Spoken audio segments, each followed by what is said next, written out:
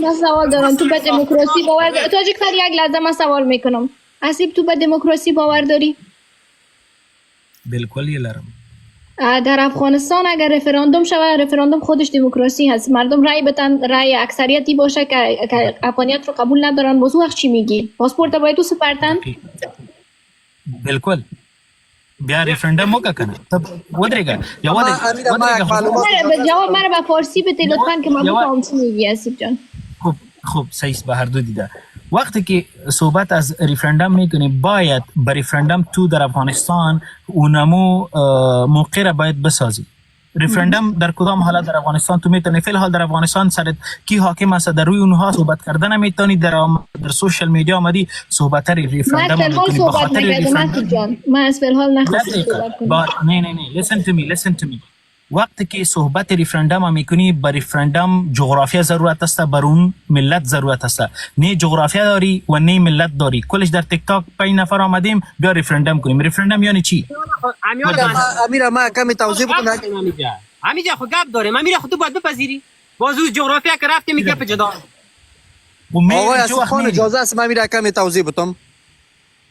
دوستان ما خود یک توضیح حقوقی میتم در این مورد بعد اینکه متوجه شوند. ما در افغانستان همینجا آقای که در بالا ما صحبت کرده این مورد در وقت جمهوریت در مجلس نمایندگان وکلای مردم افغانستان به اکثریت آرا گفتند که واژه افغان حذف شود. ما به دموکراسی هم باور داریم و پارلمان هم مشروعیت داشت. دیگه هر کسی گپش اکثریت بود اونمو گپ قانون است. دیگه قانون امو را میگه. و در اونجا که 249 وکیل بود، از 249 وکیل 160 وکیل که اقوام اکثریت مطلقشان که غیر پشتونا بودن به این باور بودن که افغان ذکر نشه جمهوری اسلامی افغانستان باشه کافی است. وقتی که در پارلمان آقای اسیب خان من همراه خود کمی حقوقی گپ میزنم،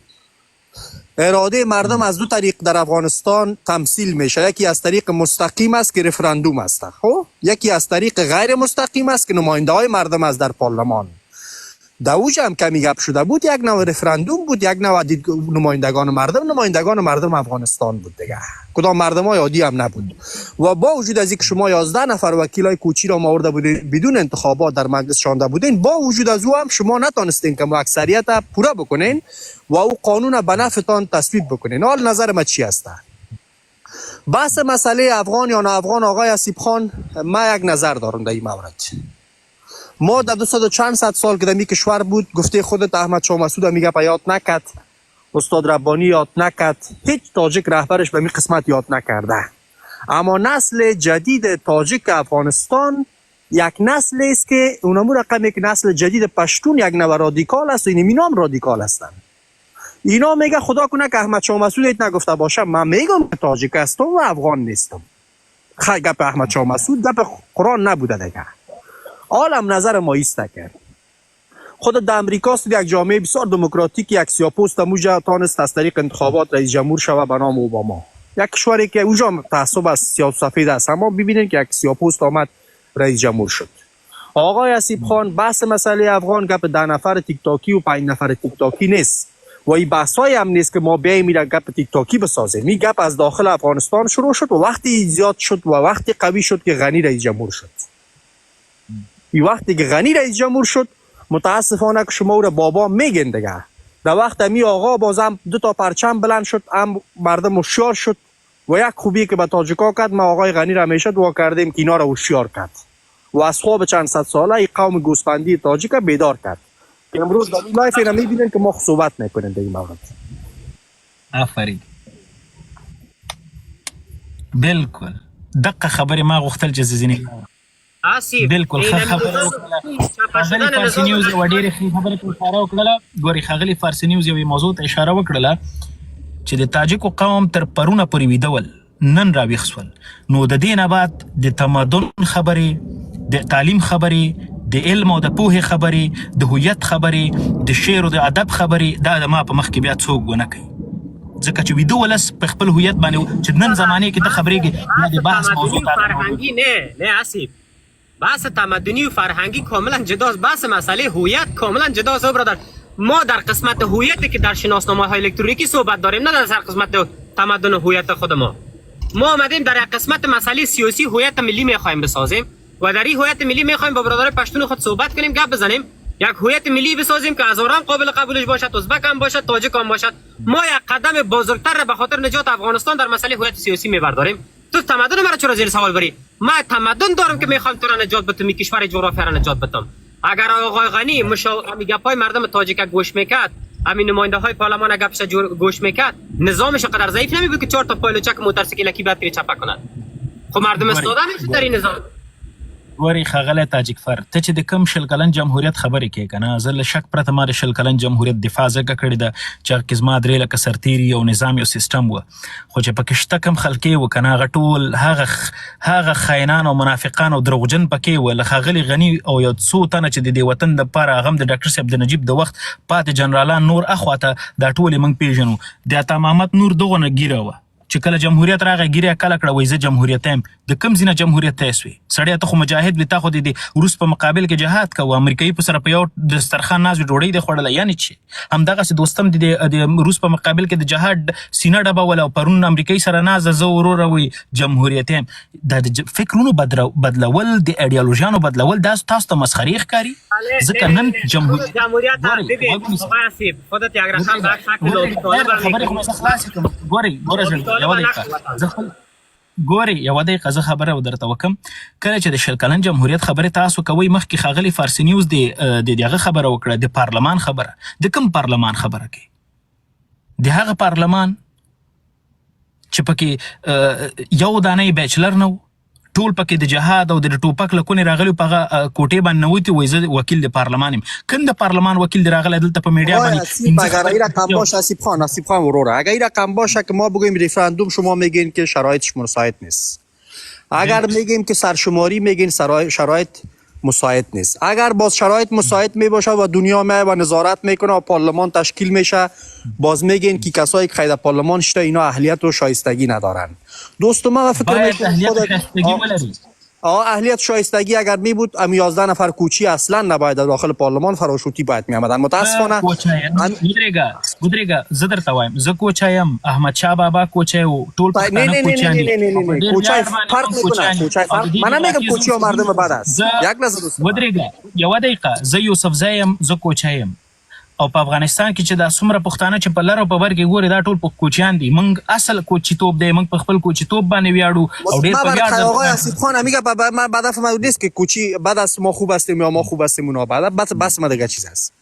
متاسفانه اکثریت کسایی که در پارلمان آمده بودند و از دانش سیاسی برخوردار نبودند برادرای پشتون ما بودند. همین لالایی که چاقو داخل مجلس نمیامد، همین لالای متاسفانه اگر چاقو نمیامد، بر اولین بار آقای آسیب خان بر اولین بار میز پارلمان یوه دقیقه زه د پارلمان په رئیس در سره غږیږم، په دا نور وړو دلم نه غږیږم. میررحمان د کوم بیچلر او کوم پی ایچ ډي سکالر و مهرباني وکړه. او را ما تایید نکردیم. ته څنګه د پښتون دپاره غږیږي او د خپل تاجیکو دپاره نه؟ من نگفتم، خودت گفتی که ما شاهد بودیم. سواد هستم ولی یکی دیگه اومد گفت بیا دل ما تنگ میشد که ما در مکتب میرفتیم، دل ما گفت تنگ میشد. خود دیدی دیگه ته سړی د میررحمان په اړه وغږیږه چې هغه څومره علم او پوهه لري. یو ځل د 12م ټولګي دوستان اجازه میتیم که یک دون گپ ما هم بزنیم؟ اجازه بتین خواهشن.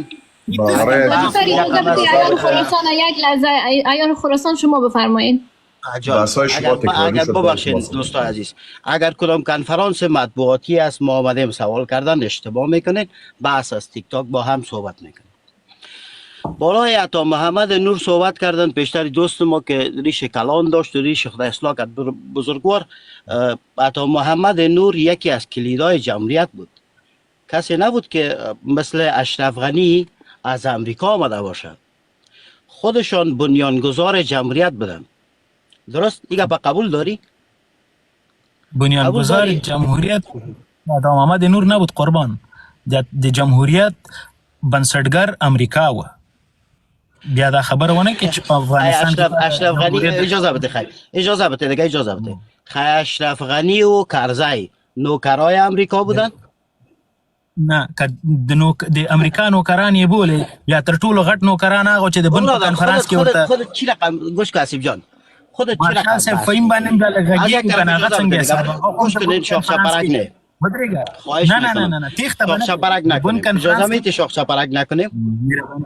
اجازه بده خواهش نه خیر بینی سر اعصابت مسلط باش. وقتی که گپ میزنی چهار طرف شب سنج خودت گفتی که بنیانگذار جمهوریت امریکا بود. وقتی که بنیانگذار بود نوکراش سر قدرت بود اشرف غنی و کرزی. قبول داری؟ بله.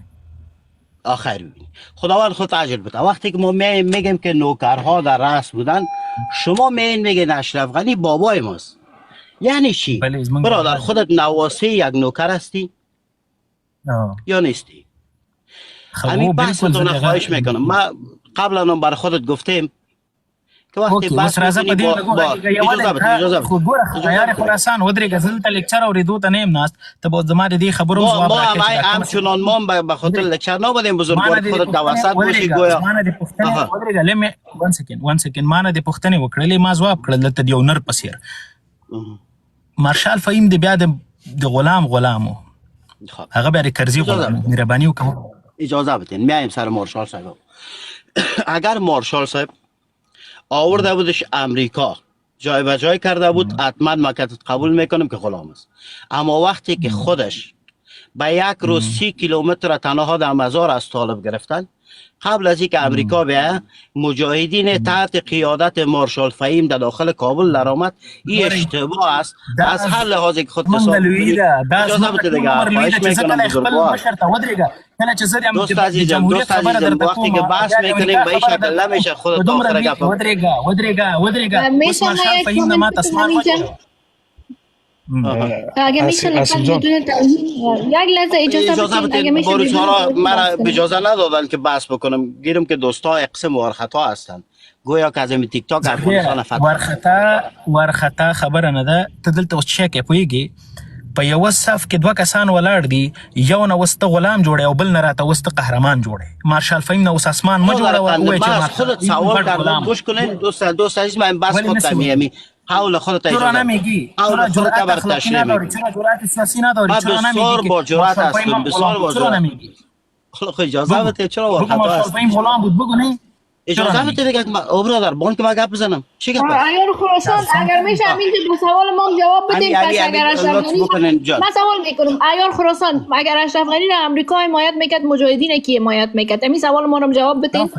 خب اینمی سوال خودم ما جواب میتونم اما هر دوی از این اگه اجازه بدید تشریح میکنم. پیشتر بزرگوار گفتن که امریکا بنیانگذار جمهوریت بود و غلاماش وقتی که یک کشور میایه متجاوز میباشه کشوری را میگیره غلام خدا در رأس میره. اگر چی و اشرف غنی بوده باشد چی مارشال فهیم. اگر مارشال فهیم هم در داخل طیاره تانک نمیفهم فلان بستان امریکا آورد داخل کشور 100% غلام است. اما اگر اشرف غنی و کرزی که در یک طیاره یکش در گویا آدم روک طیاره ششته بود اشرف غنی برای کرزی سیت رسیده بود. اجازه بده دیگه برای کرزی سیت رسیده بود تصادفاً اینا را آورده بود غلامای اینا. اجازه بده سوال کردم. اغلی سارا زه غواړم درته یوه خبر اشاره وکم چې نن ته دې شي ته باید متوجه سي.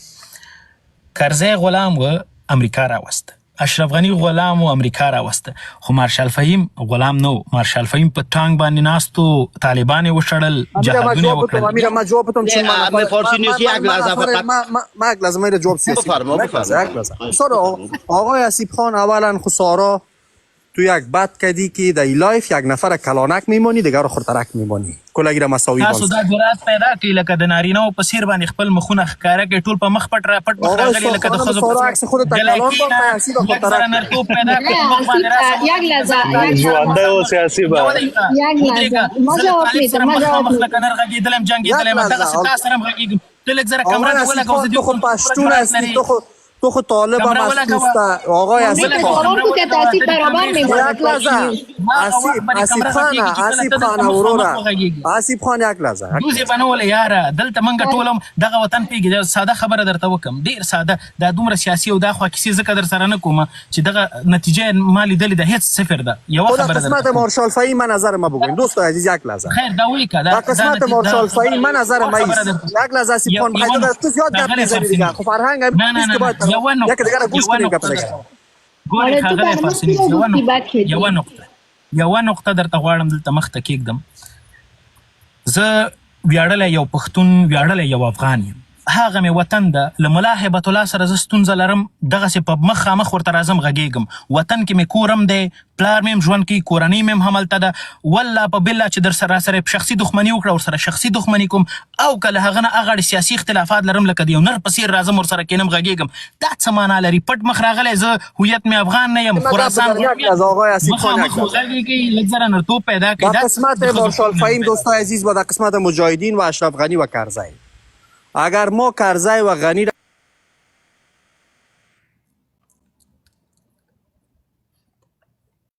مایکش بسته کردین یا خودش بسته کرد؟ خودش بسته کرد. نه بحث خود خیلی یک لحظه دوستم آقای عیار میره با کوتاه بگویم باز دوستا که صحبت کنن. مارشال فهیم اگر از امریکا می آمد و از طیاره گفته آقای عیار خراسان از طیاره امریکایی پایین میشد باز ما او را جاسوس هم میگفتیم خائن هم ای که جاسوس که نوکر امریکا بودن آقای اسیب خان او شکی نیست کلش نوکر بوده در اول کلش هم نوکر میگیم میرا مطمئن باشی اما نوکر تا نوکر است یکی نوکر است که غلام حلقه به گوش یک کشور خارجی است که خودش از طیاره خارجی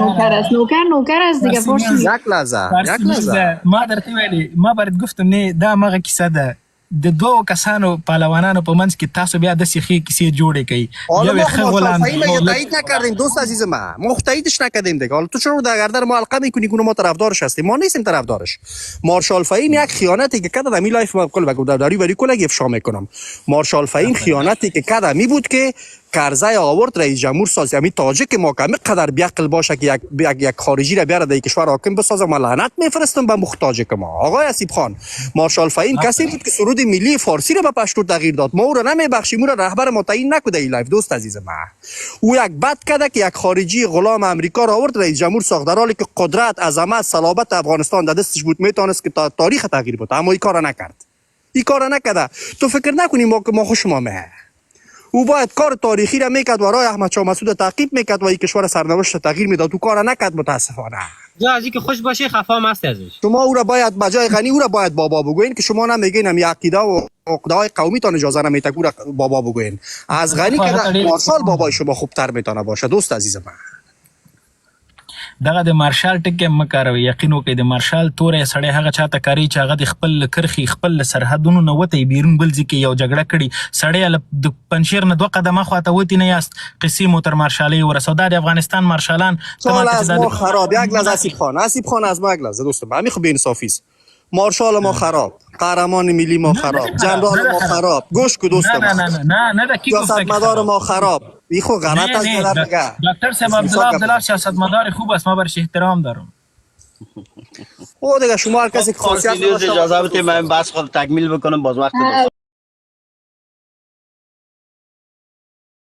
اجازه بدید بانو سارا بحثا جای دیگه سوال دارم از اسیب شما کسی را مملکت ما 99% مردم زیر خط فقر زندگی میکنه سیاستمدار ما میره از دکان هرمس برای خود جمپر میخره و پیران میخره و بلوز میخره شما او را یک سیاستمدار خوب میدانید دا خود تاسو په نمائندګي باندې الته په جمهوریت کې هغه ته ولاړو کنه کاندید د پښتنو لپاره خونو ولاړ ډاکټر صاحب اشرف غنی په لاس باندې د 200 افغانیو سات او نور ډېرې ساده جامې وي دا چې د برند دا غوستل د تمامات نور په لاس کې د $50,000 د اومیګا سات نو دا خو د ما د قام نمائندګي نشي کولای زما د قام خو همدا ډاکټر صاحب غنی وکنه چې د دومره علمیت د نړۍ آسیب جان زهاک و بانو سارا فقط مرا 2 دقیقه وقت بدین خواهشاً نوبت ما است من مایکم باز است به خاطر دوستا دخالت کردن بیاین ما و شما صادقانه صحبت بکنیم اگر بحث جمهوریت بوده باشه اگر واقعا سواد دارین کسی که در اصل بود و ما دو نوع بودجه داشتیم در جمهوریت با سواد متوجه باشین به سواد آدم های احساساتی و کار خودشان یکی بودجه اختیاری بود یکی غیر اختیاری اختیاری به دست اشرف غنی احمدزی بود که 300 میلیون فکر کنم 3 میلیارد دلار همین تازه گزارشی که پخش شده 3 میلیارد دلار به دبی انتقال داد حتی 150 میلیون دلار در اواخر اجازه بدید دیگه اجازه بدید عیار خراسان اجازه بدید نه یو وخت نه یو وخت ودرې غل عیار خراسان ګوره ته چې د 3000 کسانو په مخ کې یو خبره کوي کنه نو دلته به دا کمره ولګي او دا ریپورت بدلته کې چې دا سیګار ریپورت دی د چی ریپورت دی مهرباني وکړئ ته کې دروغ بنو لګوم لک صبر وکړه زه به افغاني در سره غږیږم چې سر د خلاصي قنداریانو خبره د اصلي افغانانو خبره پوس ولې اوس به افغاني در سره غږیږم کته د سیګار راپور نه مني استا مشکل ده که د انټرنیشنل راپور نه مني استا مشکل ده ورورکه ورسره لک مطالعه وکړه بیرته راځم فارسی ته لک صبر وکړه آل برادرای قندم اشرف غنی 3 میلیارد دلار دزدی کرد عبدالله محب شرکت هوایی جور کرد اجازه بده او برادری چی رقم قصه است زه نه غواړم درته غواړم چی رقم نزاکت و اجازه بده برو گردن سیگار هم کم میگه برادر من نگفته ثابت که بازمی دروغ گفته اجازه بده شما اجازه بده آسیب جان گوش کن خواهشم اجازه بده صحبت کنم همین دروغ شما اجازه بدید بگو یا خیر او کم تو کم نمیگه زه دروغجن نه یم نه د دروغجن میگم اگر همون دروغ بگه خو اگر همون دروغ گفت خغل تاجکفر مونږ او تاسو ګوري خغل تاجکفر مونږ په ډیالوګ کې یا په یو ګرد میز کې چې کله کینو فارسی نیوز دغه د حقوقو د پونځینه فارغ دغه د په دې موضوع باندې پويږي چې کله مونږ یو ارګومنت وړاندې کوو د ارګومنت د سپورټ لپاره ته باید هلته چې وړاندې کی سند پروف سند آدمی ریفرنس برات میته ریفرنسش تو برو غلط ثابت کو بگو غلط ثابت کنم یار تو خو یک بار بیار سیگار مثال میته از افغانستان اینترنشنال مثال برات میته نه برادر تو خو را وړل ته کې دکتر عزیز امر نشان بده حالا برادر امر نشان بده قربانت شم میخوام نمیشه که تو بیای بگی از سیگاری از فلان خو نشان بده رخ کن بگذار سعی کنم من چی میگم اولوی صداش همین ثبت میشد میگه د سیگار اگر این مسئله در سیگار نبود همین سندش نبود باز میرید میکشید در مقابلش میگید خب این چیزا هست ببخشید اسم جان و درگه یو دقیقه یا وقت راست اسم جان ببین وقتی که افغانستان در سال 2001 فروخته شد به امریکا از طریق تاجیکستان 10 میلیون دلار همین مارشال صاحب فهیم چند نفر دیگه گرفتن اجازه بدید عزیزم شما انکار میکنید اجازه بدید یک لحظه مایک رو ببند خواهش میکنم که برای اجازه بدید فقط 5 دقیقه وقت ما هست مرا اجازه بدید بفرمایید گوش کنید دوستان سیگار یک مرجع رسمی است اینترنشنال پخش کرده یک تلویزیون رسمی است مشکل دارین برین بالاش ادعا بکنید خب عبدالله محب شرکت هوایی جور میکنه درست وقتی که عبدالله محب شرکت هوایی جور میکنه و در 20 سال مکملم بودجه اختیاری به دست قوم محترم افغان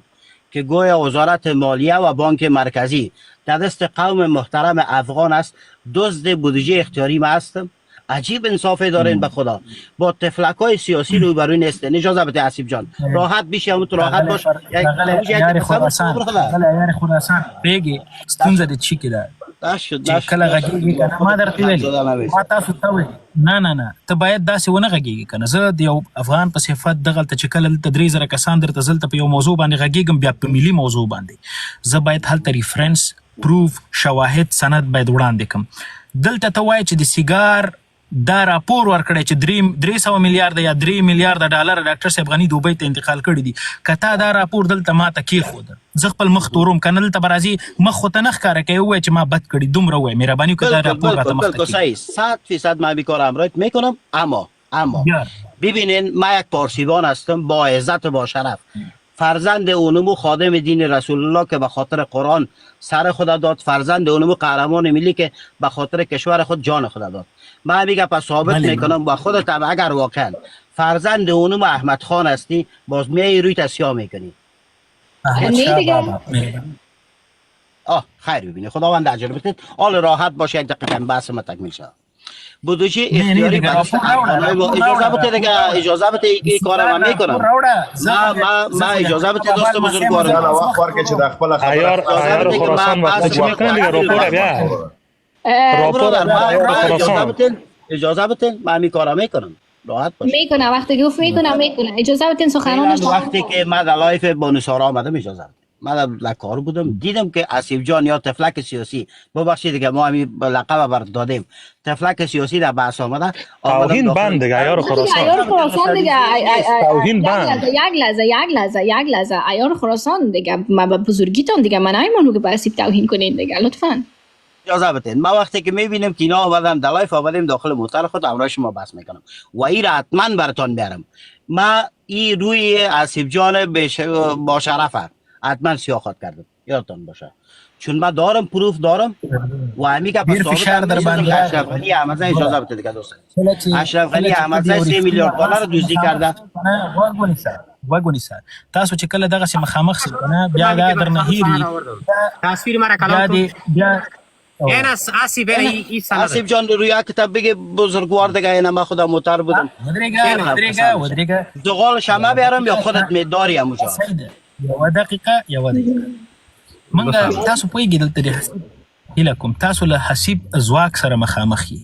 دا نن ورځ ما ټول طالبان چیلنج کړي دي دلته 2 دانې تاسو راغلي تاسو په دې راپور باندې چې دلته مخته کېښوده اوس به چې ما خو دلته راپور کېښوده او دا راپور د څه شي ده او دا خو کمی بیا درته د دې راپور رد راوړ چې دا دروغ او دا غلط و بیا په دغه ځکه تاسو دا درې وړل ته توبې باسي راته گزارش بخوان آسیب خان می گزارش بخوان همین گزارش بخوان هغه تاجک فر وګونیسا کمی د دغه راپور چې دا کم یو ده د سیگار یافته نهایی خود را در مورد فرار اشرف غنی با میلیون‌ها دلار نشر کرد کمی بیا هم دغه راپور درته رد که په هم دغه سیگار باندې درته تاسو ټول توبې وباسئ بیارش حالا نه گپ اول اجازه بده یک بس خلاص شد فر عزیز بس اول باز میگیم که ما بعد آسیب جان اجازه بده بس بسیار جدی است. خودت گفتی که همین راپور بیار من روی خودت سیاه میکنم زغال شما بیارم یا خودت دار اینجا فرزند احمد خان احمد شاه و فرزند خادم دین رسول الله با هم در رقابت هستند. اون ما برات ماندم بزرگوار. نه دیگه عیار خراسانی چی سخنان از شما میگویید در لایو؟ خب ببینین شما ببینین وقتی که میایین چالش میکنین با دوسارا من رئیس یک فرزند پارسیبان چیزی که گفتم اجرا کردم. اینال آسیب جان من رئیس یک فرزند افغان چیزی که میگه اجرا میکنه یا میره طرف اونمو کسایی که با قرآن مور کرده بودن کار خودشان است. نه خیر ببخش یک دقیقه سارا جان ببخش یک دقیقه سارا جان یک دقیقه شما ودره نه آسیب خانه دا ویل چې 3 میلیارد نه دا ویل 3 میلیارد هغه خو لیکل شوی د میلیونونه اوس څوک باید مختور کی انلمیتد باندې پوهیږي انلمیتد چشتاوی میلیون ها تا انلمیتد پوره ده. خب میلیارد ها چی را میگه پس؟ اجازه بده دوست عزیز میلیون ها خودت حسابش میفهمی خودت گاهی مکتب نای تنهایی را میفهمی. وقت درست است وقت میلیون ها میشه تا 1 میلیارد درست است ما میتونیم بگم میشه وقت میلیارد ها میشه از 1 میلیارد تا 2 میلیارد ها میشه. هزار اجازه بده کجا هزار ها؟ با زبان فارسی درست بلد نیستی. وقتی که من میگم هزارها میلیون صدها هزار میلیارد هیچ ذکر نمیکنم. اینجا به سوادی خود از زیر سوال میبره خواهشان در بحثایی که نمیفهمین نپیچ. عیار خراسان یو دقیقه تا ما دلته راپور راوړ کنه راپور د کې خوده او د دې ټول ولس په مخ کې دا راپور کې خوده او دا دی ویل چې دا راپور د سیګار ده. اوس به ماته د سیګار دا تاریخ وخی چې د په کم تاریخ را پوسټ کړه زه به درته دقیقاً لدنه ورسته پوسټ د دغه نه ورسته پوسټ چې کوم دوباره سیګار کم پوسټ کړي هغه به درته تکیږم او بیا به تیار خراسان اجازه بده ما امیر کت خودت گپ میزنم اجازه بده تاریخ میمونم گوش کنید یک لحظه تاجک فر عزیز گپ بسیار جدی است. وقتی که سیگار میایه گزارش نشر میکنه که اشرف غنی احمدزی کسایی که بابا میگفت بابا از اینیمیا میلیون ها دلار از کشور غریبه که مردم ما نان خوردن نداره دزدی کرده از همون میلیون ها دلار 5 میلیون 10 میلیون میتن پس راپور سیگار تغییر میتن. این کدام مشکلی نیست اما حقیقت او است که ما براتون موندیم. شما بفرمایید دیگه حالا بس یک طرف تکمیل بکنین. This is what it is, bro. When you're facing Hasib, you have to be honest like this. اجازه بده. I'm talking Persian bro. ولا د پزان پورې ملنډي وهلې ودلی دا Don't worry I'm here. دیتا وایي د حسیب ځواک زور ببینین شما ببینین ایرا میگه حسیب ځواک بدون آسیب جان یک لحظه صبر کن. آسیب جان صبر کن. 3000 نفر داره خودت تسهیل داره. اجازه بده. got me bro وقتی که اجازه بده کله ورسره مخامخ کېږي دروغ به په مخ کې نه وای شما ببینید دوستا به این اندازه ورخطا هستند که حقیقتا برملا نشه، اما حقیقت اجازه بده اسیب جان اجازه بدین شما اجازه بدین من بس خود تکمیل بکنم. عیار خراسان یک لحظه من میگم یک چیزی بگو. سارا من میخوام یک چیز بگم. بفرمایید. گفت من ریپورت برات میارم از سیگار که برات نشان بدم که دکتر غنی پول دزدی کرده. ریپورت آورد، باز خودش پسان چی گفت بیش از این که من این ریپورت برش بانم که سیگار دوباره این پوست در بارش کرده بود این را برش بانم، باز این محترم چی گفت؟ میگه میلیون ها دلار پس بر سیگار داد که راپور امیر مال کنم یک لحظه دوستا امیر مال میکنم من حل میکنم نیاز به خندام نیست، نیاز به جنجالم. آقای امیر مال کنم سارا که مشکل در لایف حساب کرده و دیزگاه افغان بس میشه گاهی مسئله سیگار به اول خود دوستا عزیز ما در این لایف یک گپ میخوایم اقرار کنم 3 میلیارد دلار غنی دزدی نکرده. غنی بالای شرف، عزت، وجدان و صلابت و عزت یک مملکت توف انداخت و از این کشور فرار کرد. این ارزشش بالاتر از صدها میلیارد به عزتی است که نسبت به این کشور نثار کرد. بس خغل فارسی نیوز په دې موضوع کې سره جلا بحث گپ میزنیم خیز نپر تو فرهنگ پښتونها قدر ضعیف است که در بین گپ ما تاجیکا خیز نپر. بسیار میبخشی مهربانی. او برادر در فرهنگ باید گفتگو شود، دیالوگ شود، گپ ما شنیده شود. بسیار میبخشی دیگه فارسی نیوز دیگه پایانت میکنم اگه سر اسیب زیاد گپ بزنی یک نفر نزن با یک دیگر میشناسیم و دختر توبان که ما گپ بزنیم. من نظر ما است پایین کردی کل ما را پایین که یادت باشد تاجه که دیگه باز در لایفت نه ما شوخی میکنه. یک لحظه دوستای عزیز، دکتر غنی آقای عیار خراسان میام غیر واقع بینانه است که بگویم یک نفر 3 میلیارد را دزدی کرده، میام غیر واقع بینانه است. غنی دزدی نکرده. دوستای عزیز من دکتر غنی را میشناسم، شما نمیشناسید، غنی را من میشناسم. غنی من گفتم بالاتر از 3 میلیارد نسبت بالاتر از صدها میلیارد بالای از این کشور که سرمایه گذاری شده بود او را به خاک و خون یکسان کرد و از این کشور فرار کرد و تروریستا را بر اساس مفکوره های پشتونوالی و قومی آورد بالای از این مملکت حاکم ساخت. این جرمش و جنایتش و بی‌عزتیش و این تاثیرگذاریش به مراتب بالاتر از 3 میلیارد دلار است که شما در لایف میگین. کاری را که غنی کرد، سرمایه‌ای که دنیا بالای افغانستان کرده بود، این سرمایه گذاری را که کرده بود، این جامعه مدنی را ساخته بودن، اردو ساخته بودن، پلیس ساخته بودن، مدیا را ساخته بودن. یک ریش سفید 75 ساله مریض متعصب فاشیست از امریکا آمد، نه وجدان داشت، نه شرف داشت، نه عزت داشت، کلش به باد ویرانی و بی‌عزتی سپرد و از این مملکت فرار کرد که امروز ما وسیب از این دلیل لایف آمدیم و علی طالب صحبت میکنیم. اساسی سوال دارم اسیب جان، اشرف غنی بابای شما از افغانستان فرار کرد. وقت خوب خوش تشکر که وقت دادیم. خواهش میکنم عیار خراسان. اسیب جان اگر زغال نیافتی ما برات روان میکنم، آدرس تبتی حتما برات روان میکنم. زنده باش عیار خراسان باش تو برو نه گریختون رفت چی کن سارا جانم عزیز پولاد بالا نصیر وقت بده. عزیز پولاد ریکوست نداده. نه اسی یک لحظه امین تو کسایی را در این لایف که با اقوام افغانستان دو و دشنام و فحاشی زدن حق بالا آوردن نداری دوست عزیز. همین اسیب خان است لازم است نیوز عزیز خودت همچنان فحاشی کردی. یک مگه دشنام زده بود با قوم افغانستان بالا مخ. فارسی نیوز زما غکشته وس باشه دو ساعت غږ دشته. د فارسی نیوز نه لومړی خو ډیره مننه چې دا خبره د خپل په خپل ژبه رد کړله. راځو دویمه خبره ته چې ډاکټر صاحب غنی د افغانستان په ولسونو باندې تو کړل او دا ولس نه وتښتېده. دا یو بیخي جلا بحث ده. که دې بحث ته څوک رادننه کېږي دا بحث زه ورسره کوم او زه درته دا ثابتولی سم چې ډاکټر صاحب غنی چې کوم کار د افغانستان په دې اوسني شرایطو کې له شک پرته زه د دې وطن د وګړي په صفت باندې په ولسمشر غنی باندې نیوکې لرم، ځکه زه غواړم په ځینو مسایلو باندې پوه شم. ډاکټر صاحب غنی باید د دې خبرو ځواب ماته راکړي ځکه زه د هغه ولس یو وګړی یم او ما ورته رایه ورکړې. خو زه ورته توهین او سپکاوی نه کوم. په دې مورد هم در سره غږېږم چې ډاکټر صاحب غنی کومه پرېکړه د افغانستان د ولسونو په حق کې وکړله او د امریکا د دوه سیاست په وړاندې وکړله هغه ډېر ما دپاره قابل قبول. کنه په افغانستان کې اوس بیا کوڅه په کوڅه لکه د اویاومې صدۍ جګړې وي، یو بل به وژنې وي او اویاومې لسیزې او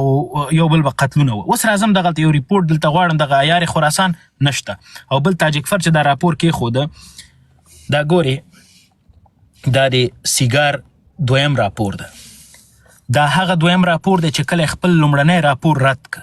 هغه درواغ چې ورپسې تړل سي و چې د پیسې ځان سره وړي دي غلا یې کړې ده. او زه ګوره دلته وایم چې د ډاکټر صاحب غني د علمیت او د هغه د شخصیت طرفدار یم، خو چې کوم کار یې غلط کړی زه باید پې نیوکه وکړم، ځکه زه د هغه ولس یو وګړی یم. زه د افغانستان د ملت په حق کې دروغ نسم ویلی، زه د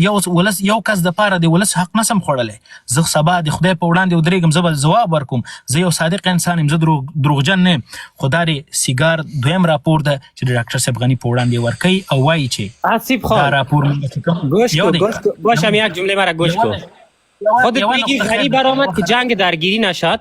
کشته شدیم، زده شدیم، بالا خانه نه. جنگ اگر در مناطق پشتونشین نشد، گوش کو یک دقیقه خیره، جنگ اگر در مناطق پشتونشین بگذار من گپ بزنم، بگذار من گپ بزنم. زما خبرې نه دي خلاصې، ما د تاسو ټولو خبرې واورېدلې، اوس ته ماته خو لږ غوږ ونیسه که نه. د ډاکټر صاحب غني وتل دا یو جلا بحث ده، خو دا کم درواغ چې تاسو پسې وتړه چې میلیاردونو ډالر یې پټ کړي دي، هغه خو دروغ وکنه. یعنی من سوال میکنم از تو اینجا، من سوال میکنم رئیس جمهور یک لحظه تاجک فر، یک لحظه، رئیس جمهور کشور به خاطر چی به ریاست جمهوری انتخاب میشه آصف جان؟ به خاطر ازی وقتی که کشور در بحران باشه، کنترل کشور در دست ازوز و در وقت بحران رئیس جمهور افغانستان کشور ما را نباید ترک کنه. خاک خونش اونمو کشور وظیفه رهبر ازو کشور هست که بانم مبارزه کنه تا زمانی که کشته نشده. آیا به نظر تو اشرف غنی از دکتر نجیب که جانش مهمتر بود، از دکتر نجیب که یعنی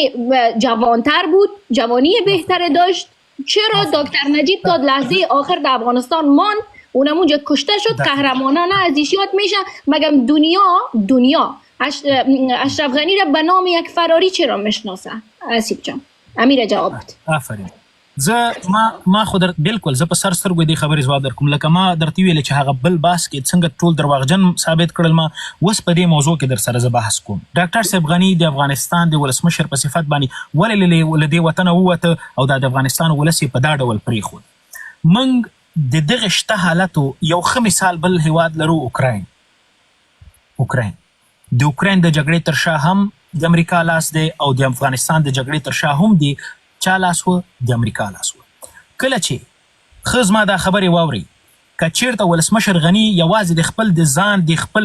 قدرت هېڅوک هم نه پرېږدي، د قدرت دپاره ټول هر څوک چې قدرت ته رسېږي تر هغې ورځې پورې جنګ کوي چې تر څو پورې دی په قدرت پاتې سي یا دی مړ سي. هر انسان قدرت طلبه دی، هر انسان څوکۍ طلبه ده، دا د انسان فطرت ده.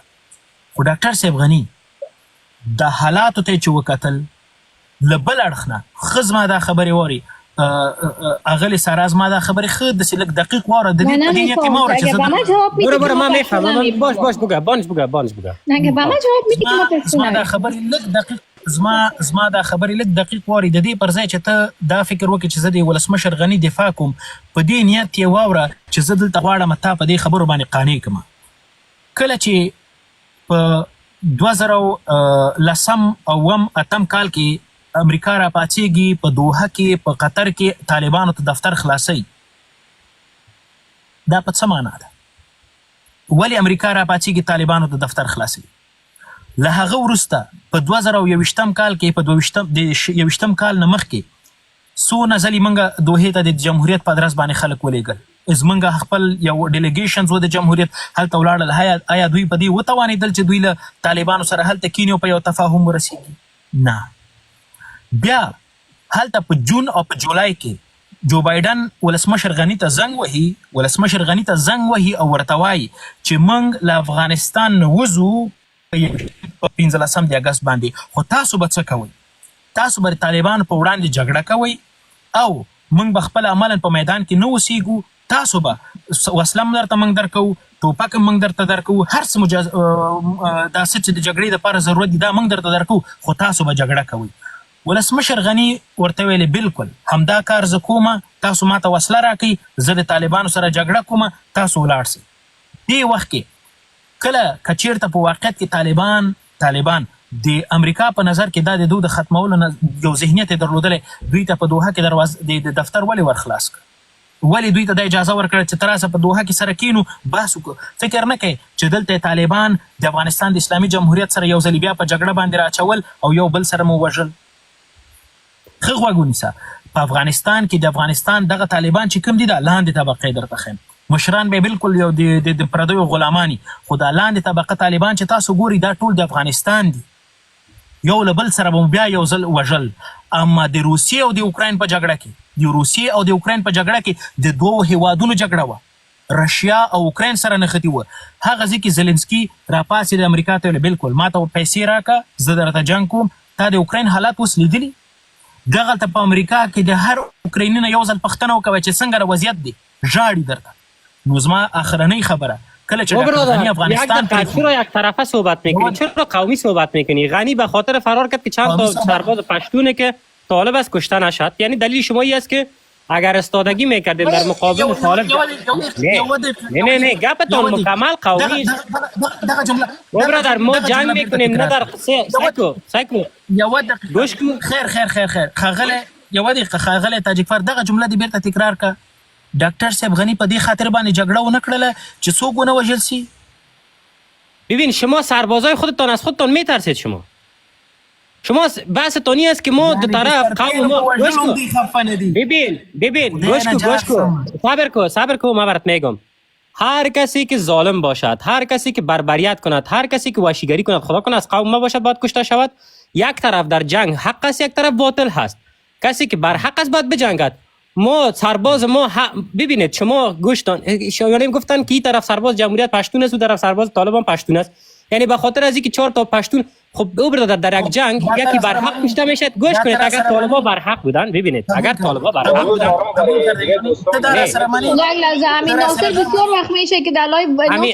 نه این گپ صبر کنید یک دقیقه برادر اجازه بدید ببینید شما باش من میگم اجازه بدین اسیب جان اجازه بدین که یک دقیقه سخن تاجیکفر تمام شد باز ناصر خودت صحبت کن دغدغه وطندارای پشتون مایی هست که اشرف غنی وطن اعلام کرد به خاطر که جنگ نشد او برادر ما خطرناکترین جنگ در سمت خود دیدیم در سر قوم خود دیدیم کشته شدیم زندانی شدیم از بین برده شدیم زن کشور تجاوز سر شد بی‌ناموسی شد چی کاری بود که طالب از سر ما و از او کار کرده میتونست و نکرد کلی چیزا کرد دیگه طالب تنها ای که بالای شما بحث قومی است ببینید شما بحث به عنوان یک کسی که اشرف غنی مسئولیت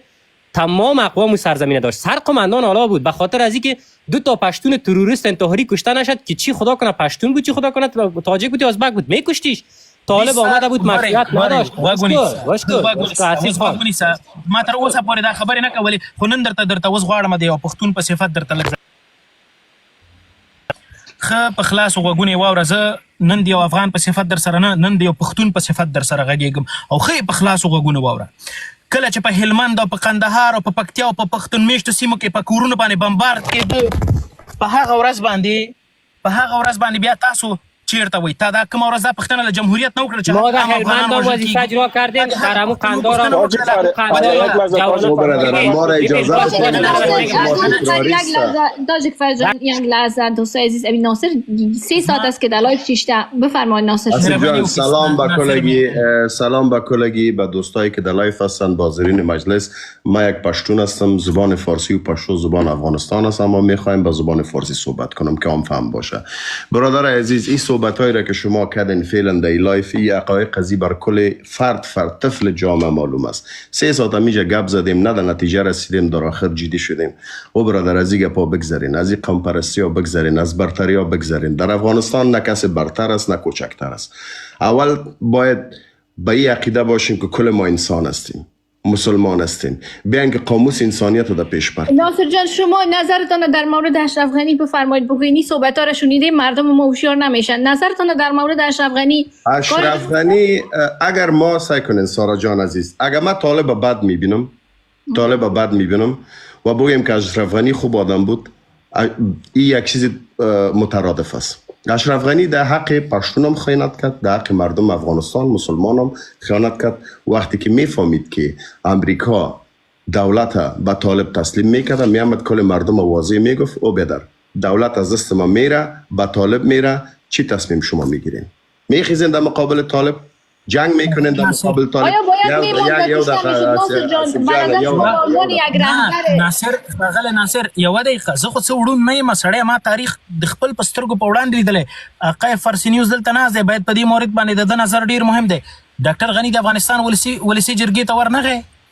ټول مشرانو ته یې چغې ونه وهلې چې تاسو په افغانستان کې بیا طالب غواړي او که نه ولې په تاریخ باندې سترګې پټوئ هغه درته په کومه ورځ به کدام روزی که اشرف غنی افغانستان اعلام میداد میرفت در تلویزیون ملی یک اعلامیه میکرد سعی کنین ما ویدیو را دیدیم که اسکرها گریان میکرد اسکرها من گپم از اسکرهای کشته شد که من سلاح خدا نمیتم امر برش شده بود که سلاح تبت تا که طالب جنگ نکن یه امر کی کرده بود میرفت در تلویزیون ملی میشیشت امروز که من در آلمان در بدر هستم خاک به سر هستم به خاطر از این دولت جمهوریت است اگر می آمد در تلویزیون ملی میشیشت و میگفت که ای مردم این دولت سقوط کرده نیست ما مردم رفته نیستیم غمتان بخورین وقتی که طالب دادان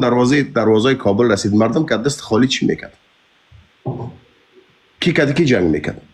مردم در بدر شد خاک به سر شد امی اشرف غنی باشه آسمان باشه من در بدر شدم طالب ظالم امروز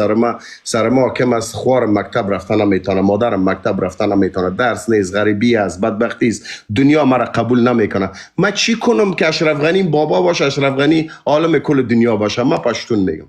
چی به دردم میخوره من خود در بدر شدم من چی کنم که در دوران یو دقیقه حسیب سب در دوران جمهوریت عطا خوب بود و او خوب بود فلان خوب بود خوبی از او چی به دردم میخوره شما چرا در کله یکی دیگه میزنید خوبی یک نفر شما ثابت یک سوال میکنم ناصر جان در قانون طبیعت باید زن اولاد خود را بگذاریم در دست حیوانات در دست انسانهای وحشی و خود ما فرار کنیم یا ای که بانیم از زن اولاد خود دفاع کنیم تا که کشته شویم قانون طبیعت چی میگه قانون طبیعت میگه که اگه حیوان سرطانش حمله کنه زن و دختر و کودکان ما را رها کردن در دست یک گروه تروریستی که امروز سنگسار میشن گوش کنید یک قانون ساراجان قانون طبیعت اگه مرغ مثال شدی گیری اگه یک پشک داره تفکایش حمله میکنه و مرغ دفاع میکنه و بیادر ایجا شما باید در قطار بینین ما در جمهوریت که هم هر کس می تعریف فلان میکنه بدر چی به دردم میخوره اونم مردم جمهوریت ما را در بدر کرد ایوازه که بیایم ایجا یک رای حل پیدا کنیم رای انسانیت پیدا کنیم یکی دیگه خدا داغوش بگیریم یکی دیگه خدا برادر بگوییم تیر شویم یا مملکت جور کنیم دمی 3 سال که ما شما باز کردیم دمی خلا کنی یکی دیگه نذاریم نصیحت به یو بل سره نه کوو ګور ښاغلی ناصر دغه خبرې نه دي یو بل ته نصیحت کول دا نتیجه نه ورکوي زه چې کومې خبرې درته کوم جنګ نتیجه ورکوي ثبوت کوم زه بې ثبوته نه غږېږم په 2000 ودرېږه زه خو خبره خلاصه کړم په 2013 کال کې ولسمشر غني د پارلمان منځ ته رادننه سو خبرې تاسو درته پلی کومه دوباره غواړئ واورئ چې د ولس ته څه ویلې د جمهوریت خو همدا اصل ده چې د ولس خیر ده زما خبرې خلاصي کله چې د پارلمان د جمهوریت همدا سیستم ده چې خلک خپل نمایندگان ټاکي پارلمان ته لیږي ډاکټر غني ولاړ پارلمان ته د خلکو نمایندگانو ته ودرېده چې ګوري که تاسو دوباره طالبان دلته غواړئ نو بیا همدغسې اوسېږئ او که چېرته طالبان نه غواړي نو ځانونو کې اصلاحات راولئ راځئ چې د طالبانو په وړاندې موږ ټول په ګډه سره راپاڅېږو دا مبارزه وکړو چا ورسره څه وکړل له هغه نه وروسته کله چې یوویشتم کال 2020 کال باندې کله د سقوط خبر رامنځته کېدله 200 میلیونه افغانۍ عطا محمد نور ته دوستم ته ور نه کړل چې ورسه ته وجنګېږه خو سبا ته تښتېدلي ټول موټر چالان موټر یې په سرحد پرېښي ازبکستان او تاجکستان ته واوښتل یعنې څه شی ډاکټر غني تاسو څه ځان درته مړ اشرف غني خپل مسؤلیت خلاص کړ ملامت ولسته خودتا بسم الله ملامت ولسته واغله ټول نه مخ کې حالا نه ملامت به گفته همین نصیب یک دقیقه تاجک فر عزیز یک دقیقه در جمهوریت کلگی ملامت است تنها اشرف غنی نیست او بیادر او نصیر جان ما تو خو ملت هستیم بدبخت شدیم ما ملامت هستیم بیادر با جنگ میکردیم یک لحظه فکر کنم نوبت ما است اگر برای یک لحظه من دختر افغانستان هستم امروز درس تحصیل از روی من گرفته شده شما مردان بی غیرت تمامتون در بال طیاره خود کشال کردین فرار کردین تنها اشرف غنی هم ملامت نیست تمام مردم افغانستان اشرف غنی ملامت نیست کودکان خود هستند هر کس که در بال تیاره محکم گرفت و فرار کرد حسب خان و در یو جواب ورکوم دلته ګورئ بیا در وقت که اشرف غنی کشور تسلیم طالب شد وزیر دفاع و بخه حسب جانا و در یو دقیقه همین وقتی که کشور تسلیم طالبان داده شد وزیر دفاع کی بود وزیر امنیت کی بود کی تسلیم کرد داخله کی بود امیر شما بفرمایید کی بود امیا کی بود حالا غنی چرا تسلیم کند جنگ میکرد سرقمندان حالا بود دستور میداد تو برادر جنگ کو وزیر دفاع چی میکنه در وقتی که فرار میکنه وزیر دفاع چی کار است نه وزیر دفاع رئیس جمهورش فرار میکنه تاجک فر وقتی که رئیس جمهور یک کشور فرار میکنه وزیر دفاع ام کشور من حیث از قانون اساسی میگیرین اونمو کارش چیست اونم باید جایش بگیره نگیره بفرما حالا خود تو یک دفعه بگو که غنی فرار کرد دولت تسلیم کرد امیر تو اقرار کو باز ما دیگه شما اقرار میکنم وزیر دفاع چی کاره بود درست میگه جاوید خوب سوال کرد اشرف غنی که اگر گیریم که اشرف غنی فرار کرد دولت من میگم شما من قبول دارم که در جمهوریت از سرباز شروع تا اینا کلشان مسئول هستند ولی بزرگترین سرقمندان اعلی غنی بود ما رای خود برای غنی داده بود مردم ملت افغانستان و این سرقمندان حالا بود رئیس جمهورشان بود تاجک عزیز اینجا یک گپ ببخشید ناصر جان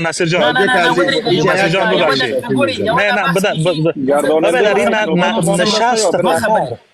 ببخشید همین نشست قطر خیلی بود کی ها رفتن با طالبان نشست کردن نشست قطر آسیب جواب بده ببخشید یک لحظه آسیب جان بفرمایید دو اخرنۍ خبرې کوم زه تاسو نظم لومړی خبره چې کله د افغانستان په شل کلن جمهوریت باندې غږیږي او دلته مسؤل یوازې یو کس تاسو ګڼئ کنه دا یوازې د تعصب بوی ځینې راځي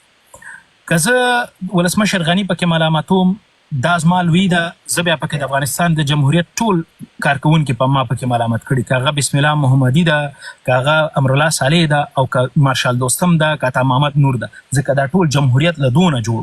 یوازې ولسمشر غني مسؤل نه و ځکه د افغانستان د جمهوریت په جوړونه کې ټول قومونه خپل رایه ورکړې وه او خپل مشران یې ټاکلي ول دویمه او اخرنۍ خبره مې په دغو خبرو باندې زموږ بحث شروع سو چې افغان ده او افغانستان ده افغانستاني ده او په دغو کیسو باندې که په دغو خبرو باندې په دغه سوشل میډیا کې تاسو بحثونه کوئ او غواړئ چې افغانستان کې امن راولي افغانستان کې سکون راولي افغانستان کې حالات سمسي نو هیله مې له تاسو نه دا دی چې د دغو کیسو لاس واخلئ که نه والله په بالله له دې بدې ورځې در باندې راځي او اخرنۍ خبره مې چې ډیره مهمه ده چې څومره تاسو ولسمشر غني پکې ملامت بولئ همدومره پکې بسم الله محمدي ملامت دی همدومره عبدالله ملامت دی عبدالله او کرزی لکه طالبانو سره هلته قرار په کابل کې پارک کې ناست خپل چای ورسره څکي خو تا ورته رایه ورکوله ځکه چې دا د تا نماینده وه خو موږ او تاسو په هیڅ نتیجې ته ونه رسېدلو دا زموږ دپاره لومړنی ځل نه دی دا دویم ځل نه دی دا دریم ځل نه دی د افغانستان 100 کلن تاریخ په مسلسل ډول باندې په دغه ډول باندې جاري کیږي او په دغه ډول باندې مخ ته ځي اخرنۍ نقطه تاجک فر صاحب هیله مې له تاسو نه دا دی چې په میډیا کې له دغه بحثونو لاس واخلئ په افغانستان کې فی الحال ستونزې نورې ډېرې زیاتې دي دومره ډېر مشکلات دي باید چې په هغو باندې خبرې وسي په هغو باندې بحثونه وسي چې تر څو پورې دا ولس له بدبختي وساتو په بدخشان او په بامیان او په پنجشیر او په روزګان او په ننګرهار ولایت کې څوک په دې خبرو نه دي خبر چې څوک افغان دی او که نه دی ټول ځانونو ته افغانان وي هملته ژوند کوي خو هلته هغوی ډوډۍ نه لري که چاته دي ویلې تو افغان نیستی درته وایي بیادر برما یک سیخ برما نان بیار در دسترخوان بان با که من را بخورم باز ما برات قبول میکنم که من افغان هستم یا نیستم همین گپایی را که با پشتو گفتیم ما با فارسی میگم باز خداحافظی میکنیم یک لحظه دوستان همین گپایی را که آقای اسیب خان گفت من با آدرس این طرف میگم یک لحظه دوست عزیز یا همین گپایی را که اونا گفتن که گپ آخر ما بگویم رفتن